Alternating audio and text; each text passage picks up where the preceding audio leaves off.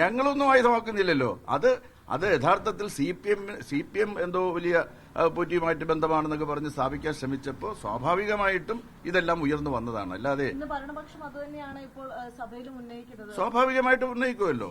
നമ്മുടെ നാട്ടിലാണ് അയാളുടെ വീട്. അയാളുടെ വീട്ടിൽ പോയെന്ന് പറഞ്ഞാൽ എനിക്കെന്ത് പ്രയാസം? ഉള്ള കാര്യം ഞാൻ പറഞ്ഞു എന്നുള്ളത് മാത്രമേ ഉള്ളൂ. ഒരു പ്രാവശ്യം ഞാൻ പോയിട്ടുള്ളൂ. അതും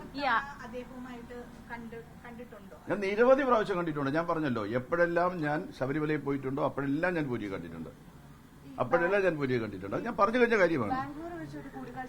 അതെ ബാംഗ്ലൂർ ഞാനത് നേരത്തെ പറഞ്ഞു കഴിഞ്ഞ കാര്യമാണ്. ബാംഗ്ലൂർ എയർപോർട്ടിൽ മലയാളി സമാജത്തിന്റെ ഒരു പരിപാടിക്ക് പോയപ്പോഴത്തേക്ക് എന്നെ സ്വീകരിക്കാൻ വന്നവരുടെ കൂട്ടത്തിൽ പോറ്റി ഉണ്ടായിരുന്നു.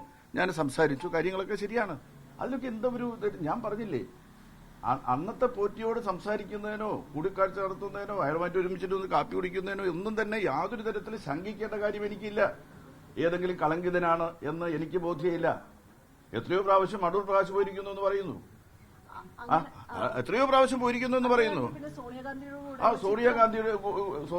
സോണിയാഗാന്ധിയുടെ അടുക്കൽ എത്തിയിരിക്കുകയല്ലേ.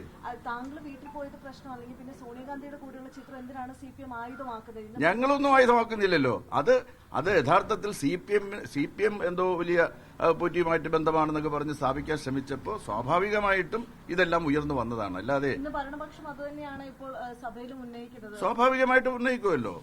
ഇതെല്ലാം തന്നെ രാഷ്ട്രീയ ആയുധമായിട്ട് ഉപയോഗിക്കാൻ ശ്രമിക്കുമ്പോൾ സ്വാഭാവികമായിട്ടും ഭരണപക്ഷം അതെല്ലാം പറയും. സോണിയാഗാന്ധിയുമായിട്ട് നിൽക്കുന്ന ചിത്രം പങ്കുവെക്കും. അടൂർ പ്രകാശ് നിരവധി പ്രാവശ്യം പോയ ചിത്രം പങ്കുവെക്കും. അടൂർ പ്രകാശ് നിരവധി ഫംഗ്ഷനിൽ പങ്കെടുത്തിട്ടുണ്ടെന്ന് പറയുന്നുണ്ട്.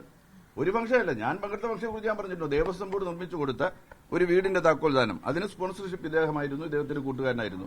അതിന്റെ താക്കോൽദാനത്തിൽ ഞാൻ പങ്കെടുത്തിട്ടുണ്ട്. അതാണ് ഒരു ഫംഗ്ഷൻ എന്ന് പറയുന്നത്. രണ്ടാമത് അയാളുടെ വീട്ടിൽ ഇപ്പോഴാണ് എനിക്ക് ബോധ്യമായത്, അദ്ദേഹത്തിന്റെ അച്ഛന്റെ എന്തോ അച്ഛനുമായിട്ട് ബന്ധപ്പെട്ട അത് ഇനിയിപ്പോ അത് നിങ്ങൾ പിന്നെ വളച്ചൊടിച്ചു കൊടുക്കണ്ട. അദ്ദേഹത്തിന്റെ സപ്തതിയാണോ 84ാം ജന്മദിനമാണോ നവതിയാണോ എന്നൊക്കെ പറഞ്ഞിട്ട് ഇനി അത് വളച്ചൊടിക്കാനൊന്നും നിൽക്കണ്ട. ഏതോ അച്ഛനുമായിട്ട് ബന്ധപ്പെട്ട ഏതോ ഒരു ചടങ്ങാണെന്ന് ഇപ്പൊ മനസ്സിലായി. നിങ്ങൾ ഫോട്ടോ കാണിച്ചപ്പോഴാണ് മനസ്സിലായത്. 7 വർഷങ്ങൾക്ക് മുമ്പ് നടന്ന ഒരു ചടങ്ങിന്റെ കാര്യം എങ്ങനെയാ ഓർത്തു വെക്കുന്നത്? ഓർത്ത കാര്യം പറഞ്ഞു. ഒരു ചടങ്ങുണ്ടായിരുന്നു, ആ ചടങ്ങിനാണ് ക്ഷണിച്ചത്, അവിടുന്ന് ഭക്ഷണം കഴിച്ചു. ഇതെല്ലാം ഞാനും 10 പ്രാവശ്യം പോയെന്ന് പറഞ്ഞാൽ എനിക്കൊരു മടിയില്ല പറയാനായിട്ട്. കാര്യം എന്ന് വെച്ചാൽ എനിക്ക് അയാളുമായിട്ട് വേറെ ഒരു തരത്തിലുള്ള അനാവശ്യമായിട്ടുള്ള ശരിയല്ലാത്ത ഒരു ബന്ധവും എനിക്കില്ല. ഞാൻ പറഞ്ഞല്ലോ, 2025 മാധ്യമങ്ങളിൽ അദ്ദേഹത്തെ സംബന്ധിച്ച്, പോറ്റിയെ സംബന്ധിച്ച് ഇങ്ങനൊരു വാർത്ത പുറത്തു വിടുന്നത് വരെ ശബരിമലയിൽ ഞാൻ കാണുന്ന പോറ്റി എന്ന് പറയുന്നത് വളരെ അയ്യപ്പ ഭഗവാനോട് ചേർന്ന് നിൽക്കുന്ന ശരിയായിട്ടുള്ള ഒരു ഭക്തൻ എന്നുള്ള നിലയിൽ മാത്രമേ ഞാൻ കണ്ടിട്ടുള്ളൂ. ആയിരിക്കാം. ഇതിനെ ആയുധമാക്കാൻ ശ്രമിക്കുമ്പോൾ സ്വാഭാവികമായിട്ടും മറുപക്ഷത്തും ഒരു പ്രതികരണം ഉണ്ടാവും. അതങ്ങനെ കരുതിയാൽ മതി. സോണിയാഗാന്ധി കളങ്കിതരായിട്ടുള്ള ഒരാളെ വിളിച്ച് വീട്ടിൽ കയറ്റുമെന്നൊന്നും ഞാൻ വിചാരിക്കുന്നില്ല. എല്ലാം ആയിരിക്കാമല്ലോ. സോണിയാഗാന്ധി കളങ്കിതനായിട്ടുള്ള ഒരു വ്യക്തിയെ വിളിച്ച് വീട്ടിൽ കയറ്റുമെന്ന് വിചാരിക്കേണ്ട കാര്യം എനിക്കെന്താ?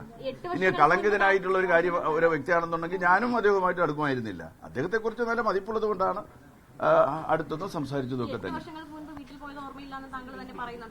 വീട്ടിൽ പോയത് ഓർമ്മയില്ലെന്ന് ഞാൻ പറഞ്ഞില്ല. വീട്ടിൽ പോയെന്ന് ഞാൻ പറഞ്ഞു. ഏത് ഫംഗ്ഷനാണെന്ന് മാത്രം ഓർമ്മയില്ലെന്നേ പറഞ്ഞുള്ളൂ.